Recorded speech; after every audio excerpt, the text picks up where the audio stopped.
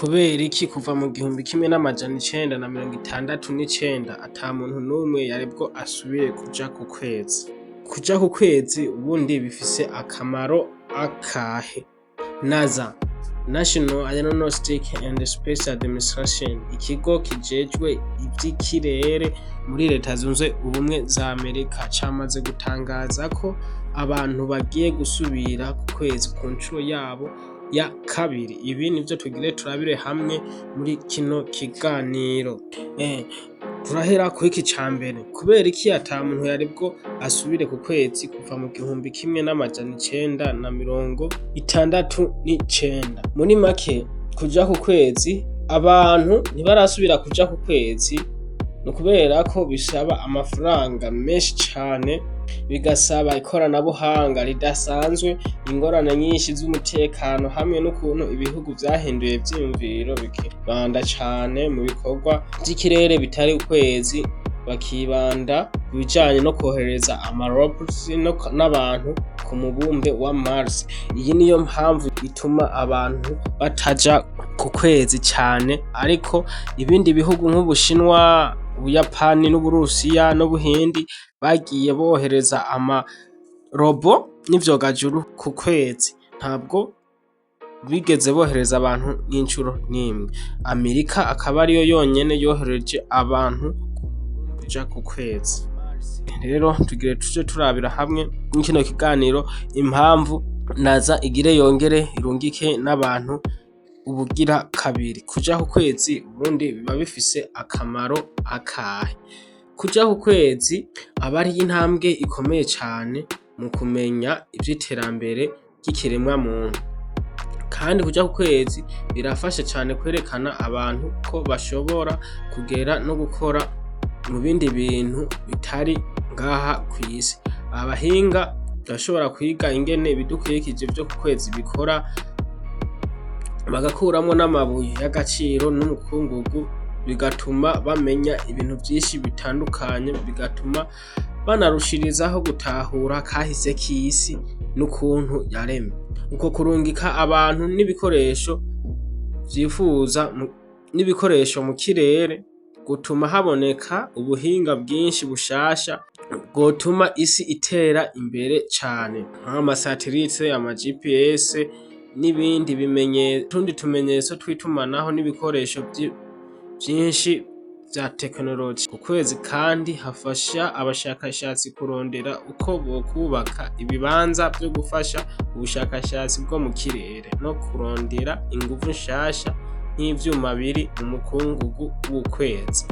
Mu ncamake, kuja ku kwezi bavyuguruye inzira nshasha ku bumenyi n'ubuhinga n'iterambere mu vy'ikirere, bigatuma abashakashatsi mu vy'ikirere bamenya cane ikirere uko gikora n'iyindi mibumbe. Aha rero tugire turabire hamwe NASA ivyo yashikirije ku bijanye n'abantu bagire baje ku kwezi. Ishirahamwe ry'Abanyamerika ryitaho ivy'ikirere ryatangaje abantu bose mu kumenyesha ko ubutumwa bwa Artemis 2 icogajuru bushobora gutangura kuva kw'igenekerezo rya 5 Ruhuhuma mu mwaka wa 2026.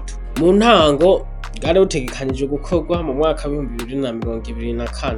Ubwo mu gihe ubwa mbere bwari bwakozwe, mu gihe ubwo urugendo rwa mbere rwari rwakozwe rwo kuja ku kwezi ku ncuro ya mbere rwari rwabaye mu 1969. Kuja ku kwezi bagiye babigerageza kenshi, ariko hakagenda haba ingorane z'ubuhinga zari zahuye n'ikirere ca Artemis 2. Abantu ba mbere batanguye kuja ku kwezi ubundi abantu ba mbere batanguye kuja ku kwezi zari tariki 20 mu Kakaro mu 1969.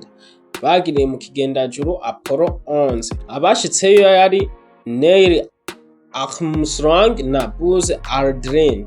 Aba nibo ba mbere mu mateka y'isi no mu mateka y'ikiremwa muntu bagiye bagashika ku kwezi. Aha NASA yabandanije rero ivuga ko igice ca kabiri ca porogaramu kigamije gusubiza abantu ku kwezi no gushinga intahe ko Amerika ariyo ikomeye cyane kandi ariyo imaze kurungika abantu ku kwezi. Uku kurungika abantu ku kwezi ku nshuro ya kabiri byari bitegekanijwe ko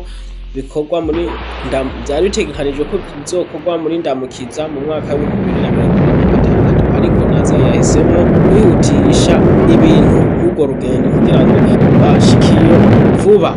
Niyo mpamvu baciye bafata urugendo barushira mu kwezi kwa kabiri. Ibidasanzwe cyane ko itariki yo gutangura iyo porogaramu iza imbere. Ibi byashikirijwe na Francis Lockhart, umukuru wa Programs Expo.